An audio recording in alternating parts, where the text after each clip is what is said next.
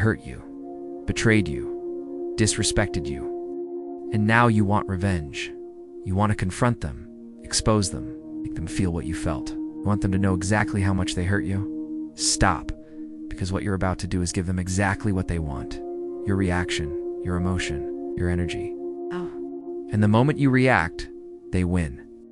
The best revenge isn't a confrontation. It isn't exposing them. It isn't making them feel bad. The best revenge is something they absolutely cannot handle. No reaction. Complete silence. Total indifference. In the next 10 minutes, I'm going to show you why silence is the most devastating form of revenge and how to master it. This isn't about being weak. This is about being strategically powerful. Let's begin. Welcome to Mind Peace. First, let's understand why people try to provoke you in the first place. Toxic people, narcissists, manipulators, jealous people, they need your reaction. Here's why. 1. It gives them power and control. When you react emotionally, they've controlled you. They pushed your buttons and got exactly what they wanted. That gives them a sense of power. 2. It validates their importance. Your reaction proves they still matter to you. You're still living rent-free in your head. You're still important enough to trigger you. 3. It feeds their ego, getting a rise out of you, making you angry, making you cry. It satisfies their need to feel significant and superior. 4. It creates drama they thrive on. Toxic people are addicted to drama. Your reaction gives them the chaos they crave. 5. It keeps you engaged with them. Even negative attention is attention. As long as you're reacting, you're still connected to them. And that's what they want. The pattern: they provoke gives, you react gives. They get supply gives. They provoke again. It's a cycle. And the only way to break it is to stop feeding it.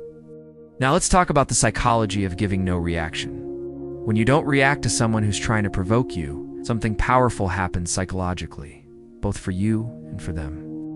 What happens to them when you do and react? 1. They lose control. Their manipulation tactics stop working, and they can't push your buttons anymore. They've lost their power over you. 2. They lose supply. Narcissists and toxic people feed on emotional reactions. No reaction equals no supply. They're starving. 3. They escalate temporarily when their usual tactics don't work. They try harder, more provocations, more attempts to get a response. This is called an extinction burst. Their desperate attempt to get what they used to get. 4. They move on eventually. When they realize you're truly indifferent, they give up and find someone else to feed off of. You're no longer useful to them. What happens to you when you do want to react? 1. You reclaim your power. You're no longer being controlled by their provocations. You're in charge of your emotions and responses. 2. You break the trauma bond. Every time you react, you reinforce the connection. No reaction weakens and eventually breaks that bond. 3. You protect your peace. Your energy stays with you instead of being drained by them. 4. You heal faster when you stop engaging. You stop reopening the wound. Healing can actually begin. This is why no reaction is so powerful. It serves you while simultaneously destroying their power. Let me tell you exactly why silence and indifference are so devastating to toxic people. 1. It means they don't matter. The opposite of love isn't hate, it's indifference. When you're silent, when you don't react, you're communicating, you're not important enough to respond to. You don't matter. That destroys them. Because what they want most is to matter, to be significant, to have an impact on you. Toxic people thrive on drama. They want to tell a story where they're the victim and you're crazy, emotionally unstable. When you don't react, they have no story. You didn't give them the drama they needed to play victim. When you're not reacting, not engaging, not giving them anything, they're left alone with themselves. And that's the last thing they want. Because when they're alone with themselves, they have to face their own emptiness, their own issues, their own pain. Your silence and indifference communicate that you've let go. You're no longer affected by them. You're no longer waiting for an apology or closure. You're done. And that kills them because they wanted to still have power over you. A confrontation can be argued with. An angry message can be defended against. But silence, indifference, there's nothing they can do about it. Can't argue with someone who won't engage. They can't defend themselves to someone who doesn't care. Your silence is a mirror, and it shows them exactly how irrelevant they've become to you. That's the most powerful message you can send. Let's get specific about how toxic people feed on your reactions. Narcissists and manipulators need narcissistic supply, and your emotional reactions are exactly that. What narcissistic supply looks like: your anger, your tears, your explanations, your defense, your attempts to get closure. Every time you react emotionally, you're giving them supply. If you get angry, see, you're so unstable, you're crazy, I was right about you. If you cry, you're too sensitive, can't handle anything. If you try to explain yourself, stop making excuses. You're just trying to justify your behavior. If you seek closure, you're obsessed with me. Move on already. If you expose them, you're so bitter and angry, you need therapy. No matter what you do, they twist it against you. The only winning move is not to play. When you give no reaction, no anger to twist, no tears to mock, no explanations to attack, no closure seeking to shame, no exposure to defend against, you've taken away their ammunition. They have nothing to work with, and that powerlessness drives them insane. Now let's talk about how to actually master this, how to become truly unbothered. Step 1, understand it's a choice. You can't control what they do or say, but you can control how you respond, or if you respond at all. That choice is your power. Step 2, detach emotionally. This doesn't mean you don't feel anything. It means you don't let your feelings dictate your actions. You feel the anger, the hurt, the frustration, but you don't react from those emotions. Technique: the observer. When triggered, step back mentally. Observe your emotions as if you're watching yourself from outside. I'm feeling angry right now. That's interesting, but I don't have to act on it. Step 3, remember who they are. They're not going to suddenly become different. You're going to keep trying to provoke you. Expecting anything else is setting yourself up for disappointment. Accept who they are and choose not to engage with that person. Step 4, protect your energy. Every time you engage, you lose energy. Every time you don't, you conserve it. Ask yourself, is this person worth my energy? The answer is almost always no. Step 5, practice the gray rock method. Be boring, uninteresting. Give short, unemotional responses when you must interact. No details, no emotion, just facts. Example: them. Why are you ignoring me? You, I'm not. Them, you've changed. You're so cold now. You okay? Them, don't you have anything to say? You, no, boring, neutral, unreactive. They get nothing to feed on. Step 6, block and remove if possible. Sometimes the best no reaction is removing them entirely. Block, delete, no contact. They can't provoke you if they can't reach you. Now, I need to make an important distinction: revenge versus healing. Revenge mindset. I want them to suffer. I want them to feel what I felt. I want them to regret hurting me. This keeps you tied to them. Your peace is dependent on their suffering. You're still giving them power. Healing mindset. I want to be free from this. I want to move on. I want my peace back. This centers on you, not them. Your peace doesn't depend on them at all. You've taken your power back. So best revenge isn't revenge at all.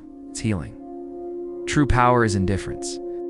When you genuinely don't care anymore, not because you're forcing yourself not to care, because you've healed and moved on, that's when you've truly won. They hurt you hoping to break you. You healed, grew, and thrived. That's not revenge. That's victory. Signs you're healing, not just seeking revenge. You don't check their social media. You don't talk about them constantly. You don't hope for their downfall. You feel nothing when you think of them. You're focused on your own life and growth. You've genuinely moved on.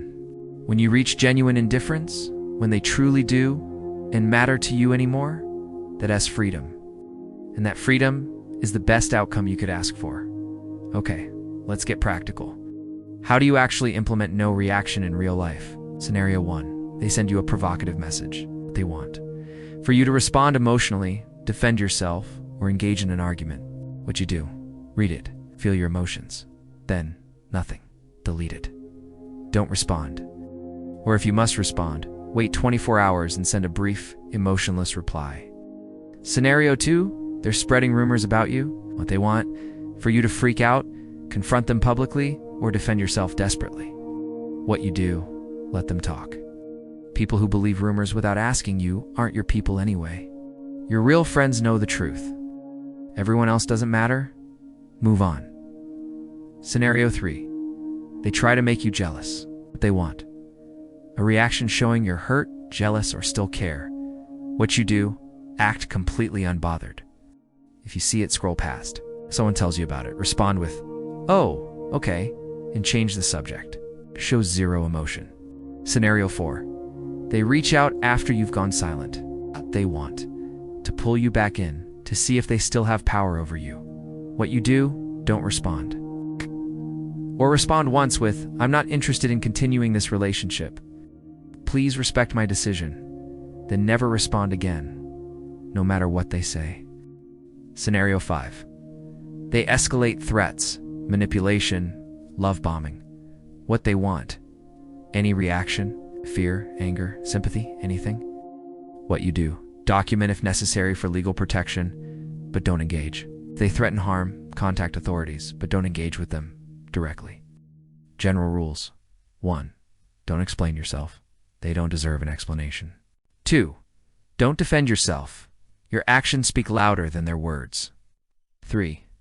Don't seek closure from them. Find closure within yourself. 4. Don't hope they'll change. Accept who they are and move on. 5. Don't check on them. They're no longer your concern. Remember, you're not being silent to punish them. You're being silent to protect yourself and your peace. Let me leave you with this. Some people don't deserve your words. They don't deserve your explanations. They don't deserve your anger, your tears, your energy, or your attention.